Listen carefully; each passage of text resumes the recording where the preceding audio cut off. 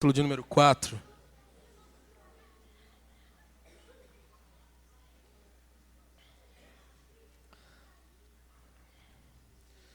Atos dos Apóstolos,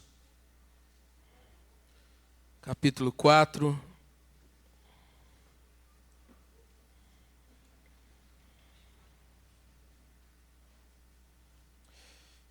Eu quero ler com os irmãos a partir do versículo de número 23.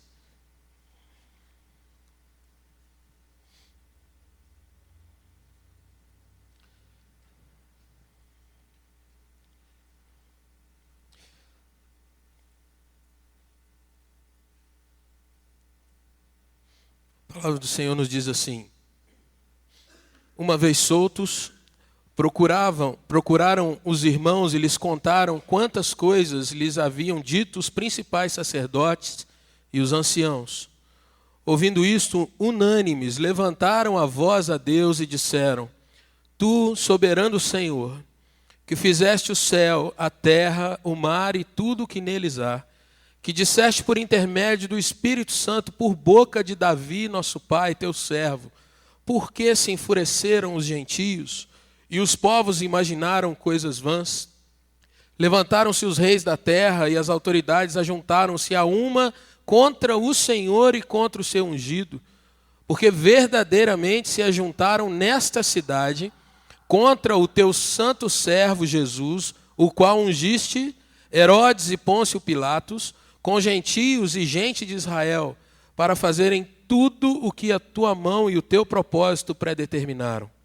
Agora, Senhor, olha para as suas ameaças e concede aos teus servos que anunciem com toda a intrepidez a tua palavra, enquanto estendes a mão para fazer curas, sinais e prodígios por intermédio do nome do teu santo servo Jesus. Tendo eles orado, tremeu o lugar onde estavam reunidos.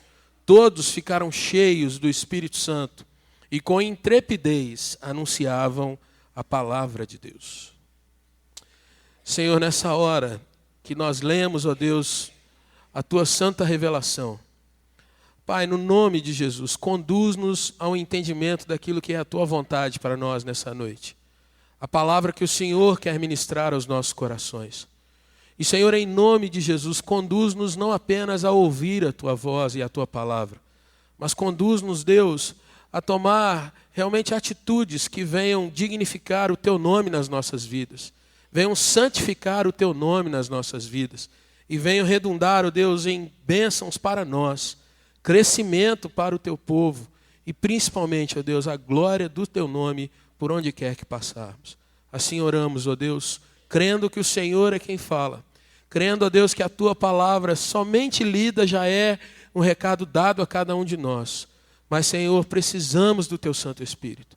Por isso te rogamos, vem e fala conosco. Em nome de Jesus, amém, Senhor. Meus irmãos, eu não sei quantos registros sobre avivamento você já ouviu até hoje. Eu não sei quantas vezes você já ouviu falar e nesses nossos dias não é difícil a gente passar por alguns locais, algumas igrejas e alguns dizerem, está acontecendo um avivamento aqui. E quando a gente vê alguns testemunhos ou testemunhos de algumas coisas que acontecem, a gente cai naquela indagação, será que é isso mesmo que Deus tem para cada um de nós? Será que isso, de fato, quando nós vemos uma situação restrita a alguns sinais, ou restrita a alguns moveres, se a gente pode usar essa palavra, restrita a alguns movimentos apenas, será que isso, de fato, é sinal de avivamento e da presença de Deus naquele determinado lugar? Uma outra pergunta que eu gostaria de trazer para nós, à luz desse texto, é: será que Deus pode repetir isso que aconteceu aqui, nesse capítulo de Atos? Deus pode fazer outra vez que isso aconteça aqui, no nosso meio, talvez nessa noite? O contexto que nós estamos lendo, irmãos, é de que pouco tempo depois que Jesus havia sido ressurreto, alguns meses apenas, ou mais proximamente cerca de 2 meses, a igreja do Senhor era um grupo que crescia de uma forma sobrenatural. 120 estavam juntos num pequeno salão, um cenáculo, e ali durante 10 dias, depois que Jesus foi assunto aos céus, eles oravam continuamente, pedindo que o Senhor mostrasse a cada um deles qual a direção eles deveriam seguir. Eles não oravam por outra coisa, a não ser para que se cumprisse aquilo que Jesus havia lhes dito. Ficai aqui até que do alto sejais revestidos do meu Santo Espírito. Irmãos, depois disso, há um fenômeno que é a descida do Espírito Santo. É o contrário do que aconteceu lá na Torre de Babel, Gênesis 11. Naquele dia em que o Espírito Santo desce, torna-se possível o ser humano novamente se comunicar com língua, com qualquer povo, com qualquer nação, e ser entendido e levar a palavra de Deus para qualquer lugar novamente. Tudo aquilo que você vê de confusão, não só a confusão de língua, mas a confusão de entendimento, de não se fazer de fato entender, registrado lá em Gênesis 11. Em Atos capítulo 2, nós vemos o Senhor desfazendo aquele movimento, derramando o seu Santo Espírito, e a partir daí o Espírito Santo está presente entre nós, nos fazendo ser comunicadores do Evangelho até então. Pedro se levanta no meio daquela questão porque as pessoas que viam e presenciavam aqueles homens cheios da unção do Senhor, aquelas mulheres também cheias da unção do Senhor, se perguntavam o que acontece, e Pedro se levanta e faz um discurso que conta a história não só do Evangelho naquele momento, mas tudo que Deus havia entregue ao seu povo. E Pedro não só faz um discurso, mas Pedro faz uma admoestação. Olha, essa promessa é para vocês, os seus filhos, mas vocês devem buscar se arrepender daquilo que está errado e vir até Jesus Cristo. Nesse primeiro momento, cerca de 3.000 são batizados. Dias depois, irmãos, novamente acontece algo muito, muito lindo. O capítulo 3 de Atos registra Pedro e João indo até o templo para orar, algo natural, algo normal. Mas de repente, naquele caminho, um homem coxo, ali pedindo uma esmola, queria nada mais do que um dinheiro, talvez para comer, talvez para pagar alguma coisa, e ali recebe um milagre através daqueles 2 apóstolos. Novamente, Pedro fala, a partir do versículo 11 do capítulo 3 de Atos. E o que acontece logo depois, irmãos? No começo do capítulo 4, que é o contexto desse texto que nós estamos lendo, é que, se você está com a sua Bíblia aberta, Atos 4, versículo 1, enquanto eles ainda falavam, veio o capitão do templo, uma autoridade religiosa e também política, e vieram também alguns homens de um grupo religioso, o grupo dos saduceus, que era um grupo não rival, mas que tinha um pensamento distante um pouco dos fariseus. Mas esses homens estavam ressentidos, versículo 2, porque eles ensinavam o povo e anunciavam a ressurreição de Jesus Cristo dentre os mortos. Versículo 3, Pedro e João são presos. E ali, irmãos, naquela prisão, eles viram à noite, foram interrogados, e a continuação do capítulo de número 4 diz que eles foram não só interrogados, mas o versículo 18 diz que eles foram ordenados a que não falassem nem ensinassem mais no nome de Jesus.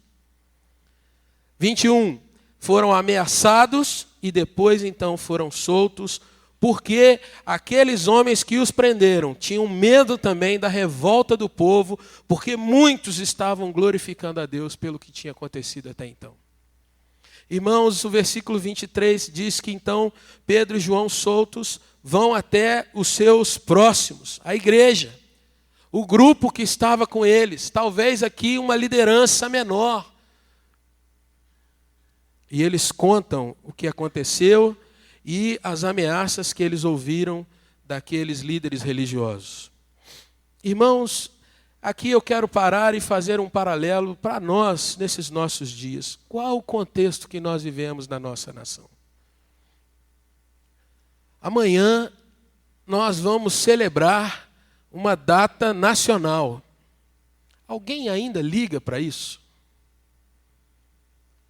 E quando eu pergunto, eu não estou perguntando em tom de deboche, mas de tristeza. Porque será que nós, de fato, olhamos para essa nação como nossa nação? E repetindo algumas coisas que eu já preguei algum tempo atrás, será que nós comemoramos a nossa nação apenas em época de Copa do Mundo? E tão rápido quanto a gente celebra uma vitória, quando vem um 7-1, a gente fica meio que deslocado. E eu quero trazer a pergunta agora para te cutucar um pouquinho mais, meu irmão, minha irmã. Olhando para essa nação, esse povo que se reúne dentro dessas 4 grandes paredes nessa noite. Até quanto, irmãos, nós valorizamos de fato a igreja que nos acolhe? Até quanto de fato essa é a nossa igreja? Esse irmão que está aí do seu lado é o seu irmão em Cristo de verdade? Até quanto de fato a dor do meu irmão é a minha dor também? A alegria, a celebração do meu irmão é a minha celebração também. Eu acho engraçado. É triste, mas é engraçado. Que em algumas igrejas, alguns pastores, para motivar o seu povo, eles têm que dizer mais ou menos assim: olha para essa pessoa que está aí do seu lado e diga para ele, boa noite, estranho. Boa noite, estranho. Porque nós temos nos acostumado nos nossos dias a ver as pessoas perto de nós, reconhecemos a sua face, e alguém até chega, como é que é o nome daquela pessoa? Olha, eu não sei, mas eu lembro que estava aqui, acho que domingo passado. Irmãos, até quanto de fato nós podemos ver a nossa igreja como alvo da glória e da graça do Senhor e ver se repetir nos nossos dias esse fato que aconteceu com a igreja de Atos dos Apóstolos nos seus primeiros dias de vida. Eu quero trazer para nós, irmãos, primeiro a afirmação que Deus pode repetir quantas e quantas vezes forem necessárias. O mesmo Deus que visitou aquela igreja de Atos com o poder de fazer o que aconteceu naquele tempo, é o mesmo Deus que age hoje e pode fazer esse lugar tremer com a sua glória e fazer, irmãos, com que muitas coisas aconteçam nos nossos dias. Deus é o mesmo Deus que não só avivou essa igreja aqui várias vezes, e você lê isso ao longo das letras de Atos. Mas Deus é o mesmo Deus que reavivou um país já cansado do evangelho, que era o país de Gales. E ali um grupo se volta para a palavra do Senhor e começa um movimento de oração, e Deus faz com que aquele país seja de novo totalmente alcançado pela pregação do evangelho. Deus fez isso nos anos de 1904 a 1906, numa rua dos Estados Unidos da América. A rua Azusa, que ficou famosa por um grande avivamento que começou dentro de uma casa, quando um grupo pequeno começou a se reunir todos os dias para orar incessantemente, buscando a presença de Deus. A história dos avivamentos está aí. A reforma protestante não é outra coisa senão um grande avivamento que Deus trouxe na Europa do século XVI. Irmãos, o que aconteceu naquela igreja para que isso fosse possível? Qual é o ambiente que se tornou algo realmente propício, que foi acolhedor para uma grande visitação do Espírito de Deus? E é isso que eu quero trazer, irmãos, compartilhando a palavra do Senhor nessa noite com você, expondo um pouco do que acontece aqui nessa igreja, que eu quero trazer, que nós venhamos a buscar também. O que é uma igreja viva? O que é uma igreja que experimenta uma grande visitação do Senhor? Eu aprendo, irmãos, a partir do versículo 24 desse texto, que uma primeira característica dessa igreja é uma igreja que caminha em unanimidade.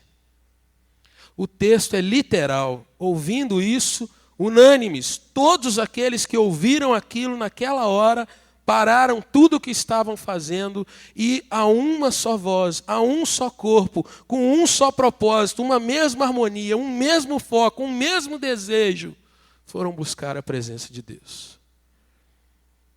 Interessante, irmãos, que a gente dificilmente vai fazer questões teológicas sobre um livro como o livro de Atos, que é um livro muito especial. Mas aqui, irmãos, eu vejo que aqueles homens daqueles dias não fizeram outra coisa a não ser cumprir aquilo que está registrado lá no Salmo 133. O Salmo fala de bênção. O Salmo fala de vida. O Salmo fala, meus irmãos, que ali o Senhor ordena a bênção dele. Mas ali aonde?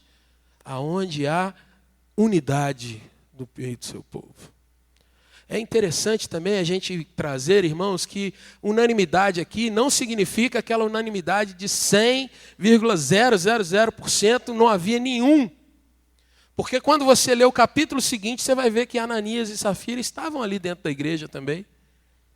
E foram movidos por um interesse próprio para levar uma parte de uma oferta, tentando dar um caô nos discípulos. Mas, naquela hora em que João e Pedro passavam por seus apuros, aquele grupo que ouviu, vem Pedro, vem João, vamos orar agora e buscar o Senhor sobre essa situação. Unanimidade. O mesmo foco. É interessante, meu irmão, você pensar que alguns ali poderiam estar estremecidos com a situação de perigo. Alguns poderiam estar vigilantes naquela hora e dizer, olha, quem sabe não é hora da gente cair fora. Quem sabe Deus está nos direcionando para uma outra coisa. Mas a gente não vê isso no texto. O que a gente vê é que, ouvindo isso, de imediato, unânimes, levantaram a voz ao Senhor. Irmãos, eu quero fazer uma pergunta e gostaria de deixar você realmente tranquilo para abrir o seu coração diante do Senhor. O quanto nós nos importamos hoje, irmãos, como igreja, uns com os outros. Esses são os dias, irmãos, em que a gente vive um individualismo assoberbado. Quantas vezes nós sabemos das dificuldades dos outros, mas a gente tem todo tipo de desculpa, a gente tem todo tipo de explicação. E mais ainda, a gente ainda pode dizer, eu também tenho os meus problemas, e é verdade. Então, se torna algo que a gente pode ter uma justificativa, mas se torna algo também que, em meio às dificuldades, a gente pode dizer, não, eu vou exercitar um pouco mais, eu vou buscar um pouco mais, para que o Senhor esteja agindo nesse lugar. Uma pergunta para você, meu irmão. E se eu fosse perguntar e pedir em voz alta uma resposta aqui, o que a gente ouviria? Essa é uma pergunta que é fácil você pensar na resposta. Por que nós nos reunimos aqui? Por que estamos aqui nos domingos? E aí, eu posso citar algumas coisas que a gente ouve por aí. Eu vim buscar minha bênção. Eu vim ver os irmãos. Eu vim ouvir algumas canções, porque isso traz paz ao meu coração. Eu vim ouvir um pastor falar, gosto muito dele. Mas o âmago da questão é quando nós nos unimos para dizer, eu vim adorar o meu Senhor. E eu queria te fazer não um desafio, porque eu acho que é muito forte a palavra, mas eu queria que você, nessa semana, se você tem amigos, colegas de outras igrejas, pergunta. Por que você vai à igreja no domingo? Se ele de repente fala assim, por que você está me perguntando isso? Você é crente, você sabe o que eu faço lá. Você fala, não, tem um pastor que é meio doido lá na igreja, e ele pediu para fazer uma enquete. Então eu estou só te perguntando. Pode jogar a culpa para o pastor. O que você acha que você vai ouvir? Irmãos, esses são dias em que muitas igrejas se reúnem por causa do espetáculo. Muitas igrejas se reúnem porque há uma grande faixa na frente. Venha, o seu milagre te aguarda. Hoje nós almoçávamos e o pastor Eloy comentava de ter visto um programa em que o pregador anunciava exatamente algumas coisas desse tipo. Conquista, a glória humana, o desejo de superar todas as coisas pelos seus próprios méritos. Mas, irmãos, naquela igreja de Atos, eles estavam não só preocupados com o estado, o cuidado, a situação física de Pedro e João, mas eles estavam unânimes com um propósito maior, que é a segunda marca que eu quero trazer para você. Eles fazem uma oração, irmãos, lembrando exatamente os versos de vários momentos do Antigo Testamento. Eles ainda citam Davi, que dizia aquelas palavras que estão nos versículos 26, 27, e mais ainda, irmãos, eles mostraram que eles estavam dentro de um contexto que eles estavam não sendo perseguidos eles mesmos apenas, mas era o nome de Jesus que estava sendo perseguido. Era o nome de Jesus que estava sendo blasfemado. E aí chega então, irmãos, a unidade. Para que era? Está aí no versículo de número 29. Era o desejo de cumprir o propósito pelo qual eles existiam. É ver cumprir e fazer cumprir o chamado de cada um deles.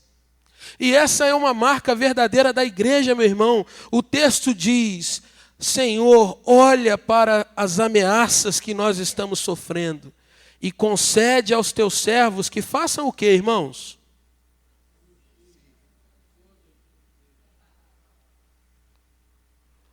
Você não acha que eles poderiam orar? Senhor, concede aos teus servos que esses homens nos deixem em paz. Senhor, concede aos teus servos que esses homens sejam cegados. Senhor, concede aos teus servos talvez um poder sobrenatural, que a gente dê uma ordem e esses homens caiam. Imagine isso, meu irmão. Os perseguidores correndo atrás de Pedro e João. E aquela igreja então diz: em nome de Jesus, cai agora, miserável. E aqueles homens cairiam. Vocês não acham que isso ia trazer muito mais público? Mais audiência? Oh, esses caras aí são cheios do poder. Esses aí são mesmo, hein? Olha que quando eles falam é batata, cai na hora. Mas, irmãos, a oração daqueles homens não tinha nada a ver com o mal daqueles outros. A oração não era para que os seus perseguidores fossem fulminados. A oração não queria trazer para eles livramento. A oração é: Deus, dá-nos mais coragem para nós invadirmos as fronteiras do inferno. Senhor, dá mais coragem para que a gente fale da tua palavra. Irmãos, tal qual na questão da unidade, eles olhavam lá para o Salmo 133, eu queria te mostrar alguns textos que vão falar isso para nós. Eles só queriam que Deus os empoderasse, que Deus os enchesse de garra, para que eles anunciassem a palavra do próprio Deus. E eu queria te fazer um convite a nós caminharmos por mais alguns textos. Marca aí esse texto na sua Bíblia, de Atos 4, e volte algumas páginas, Atos 1:8. E eu queria te convidar para você não dormir aí no banco, para a gente ler junto esses textos. Atos 1:8, vamos ler a uma só voz? Mas recebereis e sereis minhas testemunhas, tanto em Jerusalém, como em toda a Judéia e Samaria, e até os confins da terra. O texto está marcado, Atos 4, vamos para frente agora, 1 Coríntios, capítulo 1.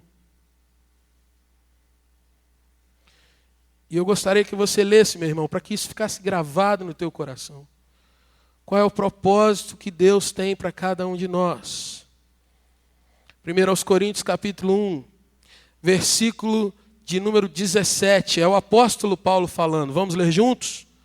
Porque não me enviou Cristo para, mas não com sabedoria de palavra, para que se não anule a cruz de Cristo. Deus não me enviou para fazer batismos, para fazer outras coisas, mas para pregar o Evangelho. Ainda em 1 Coríntios, meu irmão, capítulo da frente aí, capítulo 2, versículo 2.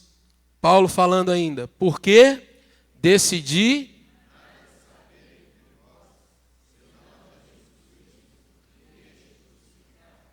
segue um pouco agora. Colossenses.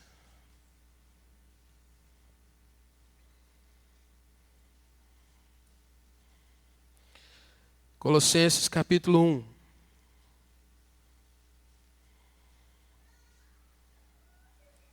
Estou abrindo junto com você aqui. Colossenses capítulo 1, irmãos, vamos ler juntos. Versículos 9 a 12. Vamos ler? Por esta razão, também nós, desde o dia em que o ouvimos, não cessamos de orar por vós e de pedir que transbordeis de pleno conhecimento da sua vontade, em toda sabedoria e entendimento espiritual, a fim de viverdes de modo digno do Senhor, para o seu inteiro agrado, frutificando em toda boa obra e crescendo no pleno conhecimento de Deus, sendo fortalecidos com todo o poder, segundo a força da sua glória, em toda perseverança e longanimidade, com alegria, dando graças ao Pai, que vos fez idôneos à parte que vos cabe da herança dos santos da luz. Um último texto, Efésios, capítulo 6. Logo atrás aí, voltando algumas páginas. Muitos de nós conhecem o texto de Efésios 6, falando da armadura. Há uns dias atrás, fiquei maravilhado quando saindo aqui do templo, encontrei minha filha vestida com a armadura de Deus que foi dada na escola dominical. Estão de parabéns os nossos professores aí por isso.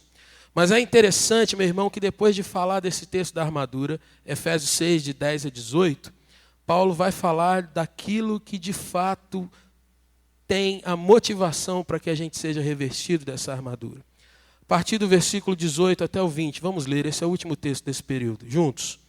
Com toda oração e súplica, orando em todo tempo no Espírito, e para isso vigiando com toda perseverança e súplica por todos os santos e também por mim, para que me seja dada, no abrir da minha boca, a palavra, para com intrepidez fazer um mistério do Evangelho conhecido.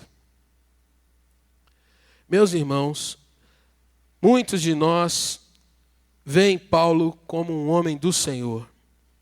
É verdade que a sombra de Paulo, nos dias dos primórdios da igreja, era capaz de trazer cura, mas não era Paulo que era o Todo-Poderoso. Era o Deus de Paulo que era o Todo-Poderoso. Pedro também experimentou isso. E, irmãos, quando a gente vê o propósito de todas as coisas, a gente vê que esses homens, tudo que eles desejavam era que mais gente ouvisse do Evangelho e mais pessoas ouvissem que a cruz de Cristo estava ali para que todos que chegassem até ela sejam salvos. Irmãos, a igreja do Senhor não pode perder essa visão. Nós não podemos perder essa visão. Nesses nossos dias, irmãos, em que todos buscam tantas coisas, se nós nos unirmos, tivermos unanimidade de coração, gente se preocupando não só com o bem-estar físico, emocional, espiritual das pessoas, mas que nós estejamos no mesmo propósito de pregarmos a palavra do Senhor, Deus pode fazer de nós, irmãos, um grupo que anda com graça, com poder e com autoridade nesses nossos dias. Deus pode fazer de você, meu irmão, um agente da graça onde você estiver. E eu louvo ao Senhor, porque aqui nesse lugar, muitos de nós são assim. Eu louvo a Deus por muitos irmãos, e eu não quero citar nomes para não ser injusto, porque certamente eu vou esquecer alguns. Mas eu vejo na nossa igreja, irmãos, pessoas que estão compromissadas, que são realmente aqueles que amam o Evangelho e querem ver esse Evangelho caminhar. E nessa noite eu quero te dizer, meu irmão, que quando você a cada dia buscar ao Senhor, dizendo, Senhor, me capacite para ser um pregador. Quando você, irmão e irmã, cada dia buscar ao Senhor, não em cima de outras coisas, mas em cima da palavra do Senhor, Deus vai te usar muito além daquilo que você imagina. Você quer ver um milagre na sua vida, meu irmão? Você deseja ver milagres acontecendo? Pregue o Evangelho. Se você deseja que o Senhor haja com poder e com graça, curando pessoas, transformando casamentos, transformando situações, abrindo portas, fechando outras portas, pregue o Evangelho. Apenas pregue o Evangelho. Ronaldo Lidório, um grande pregador dos nossos dias, talvez hoje um dos maiores expoentes do mundo missionário. Ronaldo Lidório, irmãos, conta nos seus livros coisas que são assim extremamente fantásticas. Uma das suas experiências está registrada num livro em que ele é enviado para uma tribo no meio da África. E ele não falava a língua, ele não tinha a experiência de ter estado e conhecido aquele povo que ele iria pregar. Mas quando aquele homem narra o que Deus faz, nós ficamos boquiabertos. Há um milagre de língua ali. Porque ele aprende, e aprende de maneira miraculosa. Há uma questão de transformação, porque era um povo que ainda fazia a antropofagia. E eu não sei se você se lembra o que é isso, né? Afinal, isso já não é mais tão comum, né? Apesar de que tem alguns lugares que o negócio ainda é feio, né? Mas é gente que come gente. E ele é livrado daquilo ali. Irmãos, o testemunho daquele homem, no final das contas, é de ver toda uma nação, uma etnia convertida ao Senhor. Mas por que ele experimentou o milagre da língua? Por que experimentou o milagre de transformação? Porque ele foi para pregar o Evangelho. Mas há uma terceira marca da igreja daqueles dias, irmãos, que envolve também essa questão. Diz para você, se você fizer uma enquete, perguntar às pessoas, por que você vai à igreja? Você vai ouvir muitas respostas diferentes. Mas naquela igreja de Atos havia uma unanimidade de pensamento, de coração. Havia o desejo de cumprir o propósito deles. Nosso propósito é pregar, é testemunhar, com coragem, com intrepidez, com autoridade. Mas nós estamos aqui era para pregar. Mas havia também o desejo de ver os sinais de Deus realizados por Deus. Irmãos, todos nós amamos ver os milagres do Senhor. Todos nós amamos ver Deus agindo sobrenaturalmente. Mas é interessante, irmãos, que a ordem das coisas é exatamente essa que acontece aqui. Ó. Eles pediram a Deus nos versículos 29 para que eles pregassem. Mas no versículo 30, eles fazem uma observação, colocando a questão, enquanto nós pregamos, Senhor, o Senhor estende a mão para fazer as tuas curas, os teus sinais, os prodígios, por intermédio do nome de Jesus. E aqui, irmãos, eu vejo que se nós queremos dia a dia experimentar uma igreja viva, uma igreja vibrante, uma igreja gloriosa, nós desejamos ver pessoas sendo trabalhadas, queremos ver os nossos parentes convertidos ao Senhor, queremos ver, irmãos, uma igreja pujante que se intromete na sociedade, não só dá resposta ou faz um questionamento vago, mas uma igreja que age, uma igreja que trabalha. Irmãos, nós precisamos a cada dia deixar Deus ser Deus nas nossas vidas. E quando eu digo isso, irmão, significa o seguinte: se o Senhor quiser me curar de um problema de saúde, Ele vai curar. Mas se Ele não quiser me curar, isso não vai me impedir de pregar o Evangelho. Se Deus quiser tratar com toda a minha casa, trazer todos os meus irmãos convertidos, aleluia, louvado seja o Senhor, eu vou vibrar por isso. Mas se Deus ainda diz, espera, eu não posso colocar isso como regra para que eu faça o trabalho do Senhor. Irmão, seja em momentos de muita dor, seja em momentos de prisão, como era esse tempo aqui, aquela igreja não retrocedia, e eles não oravam pedindo que Deus fizesse isso ou aquilo como condicionante, eles apenas diziam, Deus, dá-nos coragem de anunciar a Tua palavra, e aquilo que o Senhor quiser fazer, faz, Senhor. Irmãos, as curas eram abundantes, os milagres eram aos milhares. Mas aquela igreja sabia que Deus é Deus, servo é servo, o servo serve e o Senhor é quem é glorificado. Irmãos, abrindo meu coração, é muito ruim a gente ler e ouvir coisas do tipo, pastor é ladrão. Ontem, lendo num site, um pastor na cidade de Santos estava sendo assaltado constantemente. E ele resolveu dormir na igreja. Pegou a faxineira da igreja, roubando a igreja. Uma senhora de 42 anos tinha feito um buraco e ela tirava as telhas na madrugada, entrava, catava o que ela queria, botava as telhas no lugar. Ninguém pegava, até que ele dormiu na igreja e viu. Mas o que me deixou abismado foi o comentário da pessoa que fez abaixo de texto. Ladrão roubando ladrão. Por que nós chegamos a essa fama? E não pensa que é só para o pastor. Por que as pessoas olham para você quando descobrem que você é crente e parece que está escrito na sua testa, bobo, para não dizer outra palavra?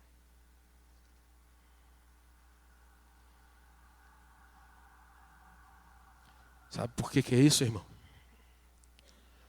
Porque muitas vezes o nosso testemunho só está restrito a algo que é nosso, pessoal, e nós não sabemos lidar com a autoridade da palavra. Há um vídeo na internet, está circulando por aí. Qualquer um que tem acesso a Facebook pode procurar e achar. E quem tem acesso ao grupo da mocidade aqui da igreja, pode olhar lá que eu coloquei esse vídeo essa semana. E é de um líder islâmico. E aquele líder está dando uma palavra para uma multidão. Há pelo menos umas 5.000 pessoas no auditório. E aquele líder está fazendo um debate com uma senhora, uma mulher.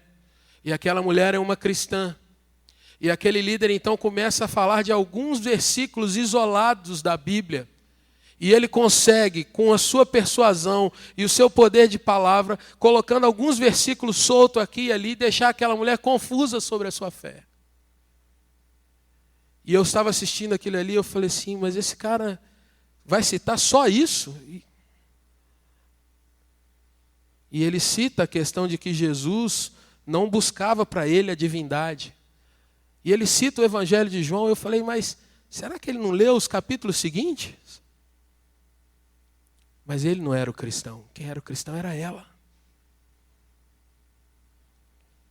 E no vídeo ele faz gato e sapato da fé daquela senhora. Meus irmãos, eu vejo que a nossa tradição presbiteriana é aquela tradição de que as pessoas falam assim, não, o presbiteriano conhece muito a Bíblia. Será? O jovem presbiteriano é o 01 em concursos bíblicos. Será, jovens? Irmãos, quando nós vemos pessoas colocando rótulos em nós, isso nem nos tirar do sério tira mais. Nós estamos acostumados.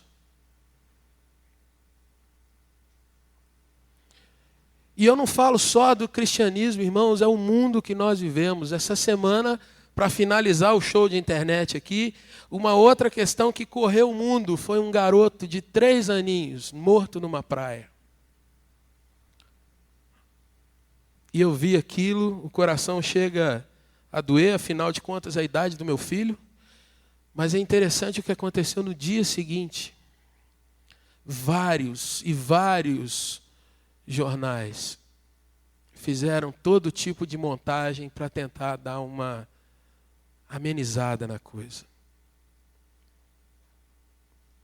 Um neném que deixa sua história nos braços de alguém, morre pelo caminho, e aí aparece no jornal ele de asinha.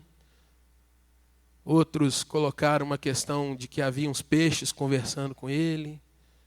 Outros colocavam que, olha, o mundo é assim mesmo, mas você está indo para um lugar melhor. E a gente se acostuma. Às vezes a gente acha graça. Agora, Senhor, olha para as suas ameaças. Olha para as suas ameaças. Meu irmão, amanhã é o dia da nossa pátria. O que a nossa pátria tem dito sobre o Evangelho? O que os nossos governantes têm feito com o Evangelho?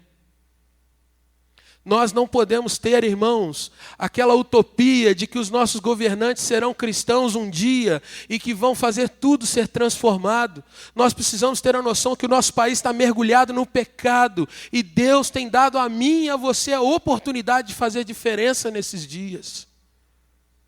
Olha para as suas ameaças, mas concede a nós, os teus servos, que nós anunciemos com poder e com intrepidez a tua palavra. E enquanto isso, o Senhor estende a mão para fazer as curas, os sinais, os prodígios, por intermédio do nome do teu santo servo Jesus.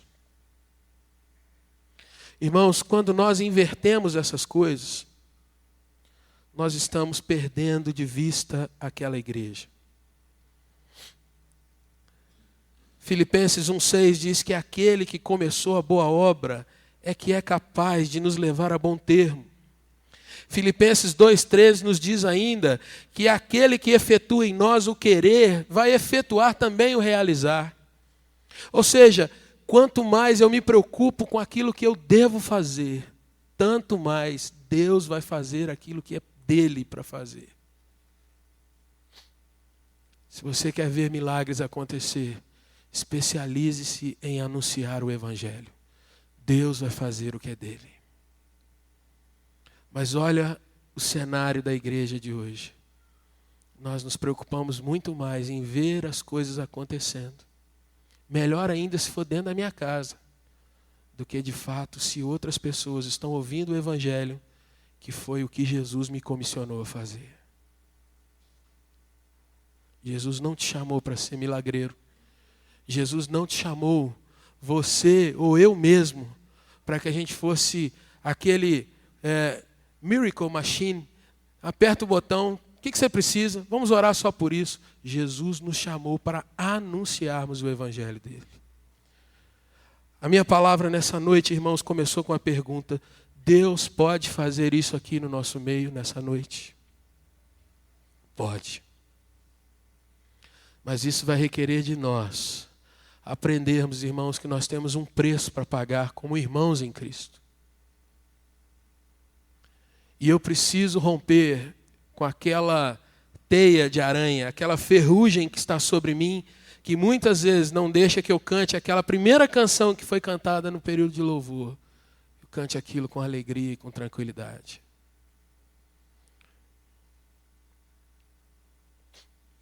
Às vezes a gente tem um receio de dar um abraço em alguém que a gente já não conhece tão bem. Desculpa aí, irmão. O irmão pode estar com CC, pode não estar com aquele hálito maravilhoso, né?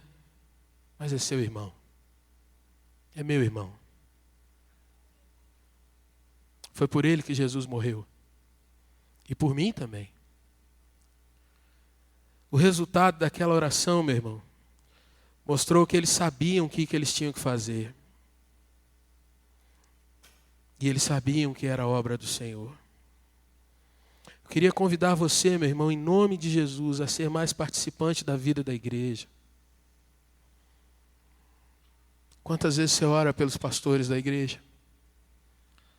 Quantas vezes você ora pelos presbíteros da igreja? Parece que você já viu essa pregação, e eu tenho certeza que já mesmo. Mas o fato é, o quanto disso tem sido colocado em prática.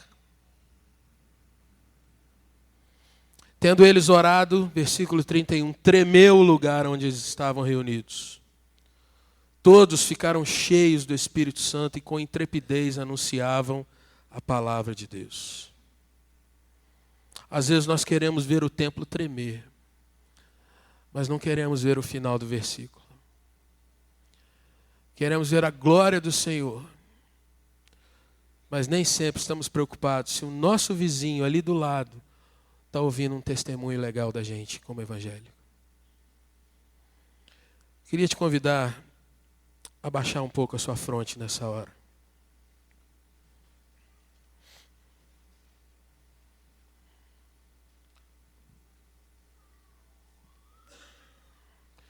Quando eu perguntei, meu irmão, se Deus pode fazer isso nessa noite, não era uma pergunta retórica.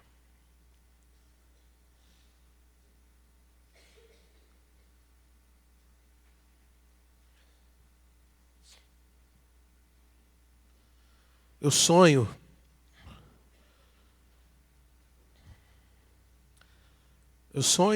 em ver nesse lugar a minha família reunida louvando o Senhor.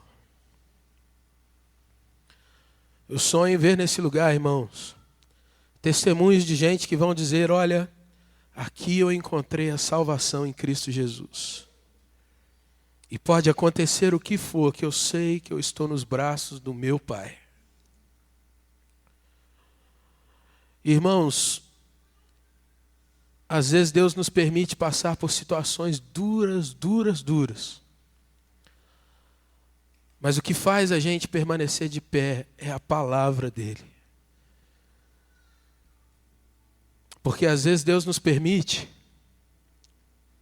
ver situações assim que a gente perde o chão.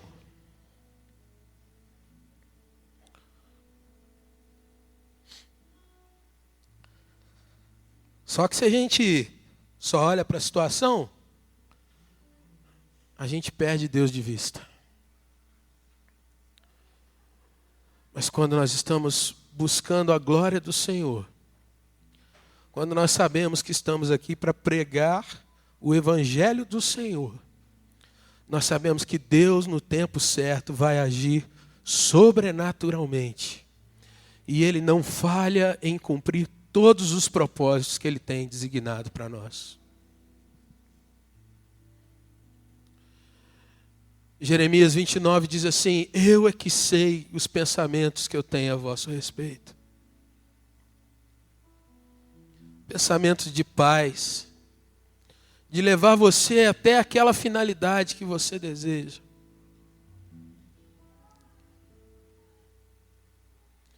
Mas vocês só vão me encontrar quando me buscarem de todo o coração. Irmãos, o meu sonho é ver nessa igreja uma igreja que se ama. Não é ver uma igreja de 2.000, 5.000 pessoas, mas se aqui nós tivermos 100 pessoas, 200 pessoas, mas que aqui haja um coração de Jesus plantado nesse lugar, nós vamos ver o Evangelho sendo pregado com poder e com graça. E eu queria te convidar, meu irmão, a olhar para o nosso país, olhar para a nossa igreja, olhar para a sua casa, olhar para os seus sonhos e se colocar diante dessa palavra. Quando nós vamos olhar juntos para o mesmo foco que é o Senhor? Quando nós vamos ser como a igreja de Bereia, que mesmo ouvindo o apóstolo Paulo, checava nas escrituras para ver se as coisas eram de fato assim. Quando nós seremos como a igreja de Pedro e de João, que vendo seus irmãos em perigo, unanimemente oraram, não para que eles fossem livrados do perigo, mas para que eles tivessem ainda mais autoridade para anunciar o Evangelho.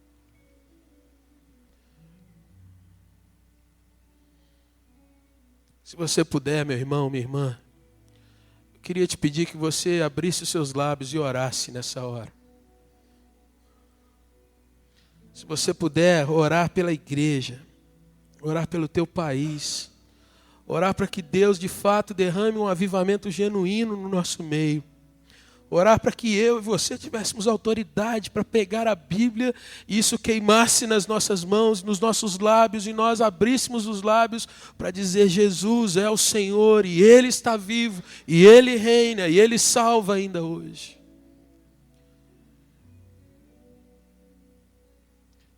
Os instrumentos vão ministrar uma canção e eu queria te pedir, ore nessa hora em nome de Jesus.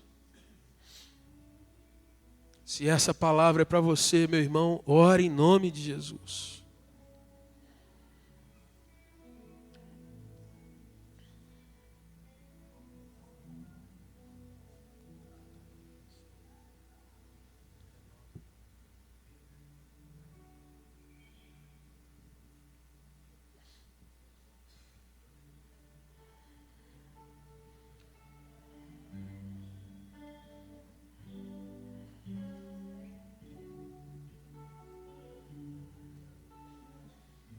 Renova o teu povo nessa noite, Senhor. Derrama a tua bênção nesse lugar, Jesus. Tira, Senhor, tudo aquilo que está empoeirando a nossa vida espiritual. Tira, Deus, o nosso costume. Afinal de contas, esse mundo parece que está muito bom. Mas abre os nossos olhos para Ti, Jesus. Abra para Ti, Senhor. Vamos cantar juntos? Renova-me, Senhor Jesus. Já não quero ser igual. Renova-me, Senhor Jesus, põe em mim teu coração, porque muito do que há dentro de mim necessita ser mudado, Senhor. Porque muito do que há dentro do meu coração necessita mais de Ti. Porque muito do que há, porque muito do que há dentro do meu coração necessita mais de Ti.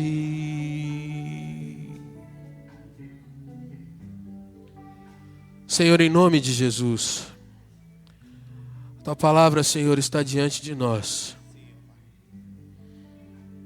E quantas vezes, Senhor, por um corredor, por uma palavra meio atravessada, por um momento, ó Deus, de descontração, nós ouvimos, ó Deus, desabafos, ouvimos, ó Deus, até mesmo piadas.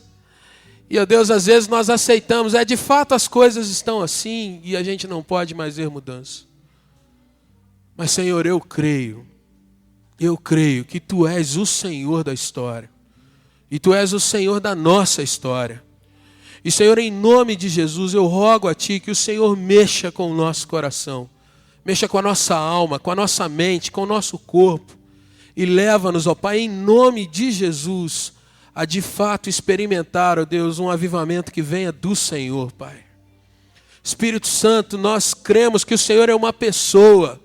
Cremos que o Senhor não é uma força, não é apenas uma máquina, não é apenas algo que nós damos ordens, mas cremos, Santo Espírito, que Tu és o nosso Deus, Tu és o dono das nossas vidas. O Senhor tem a glória sobre si, porque Tu és Deus.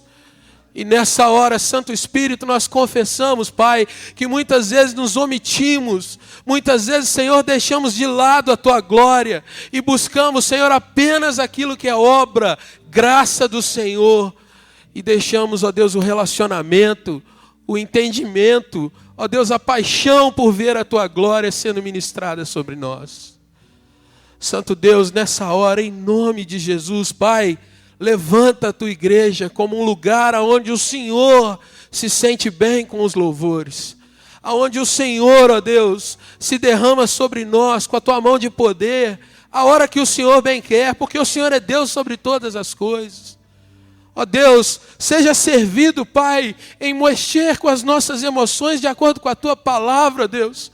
E que nós entendamos, ó Deus, que o maior gesto de amor o Senhor já fez e tem deixado aberto a todos nós, que é a nossa salvação em Cristo Jesus, aleluia.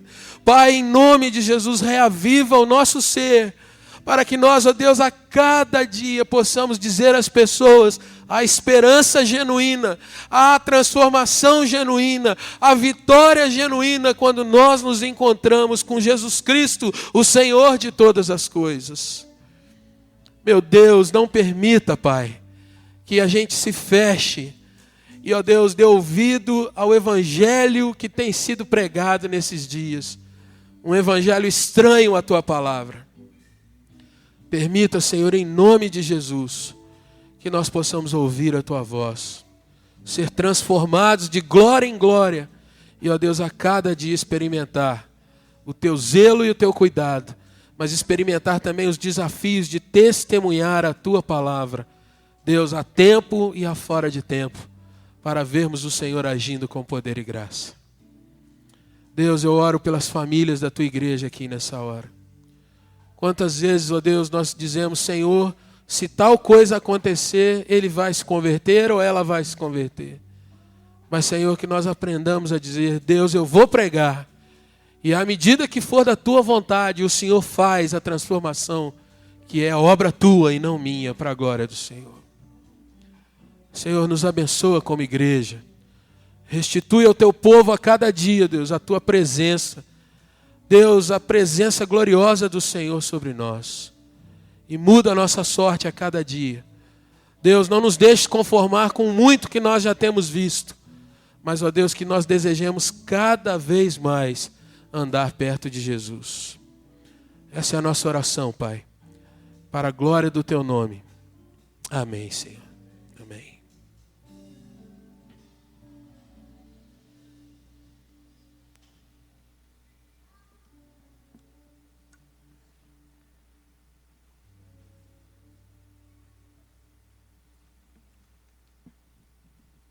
Depois de ouvirmos a palavra, que é meio de graça, nós vamos celebrar a ceia do Senhor.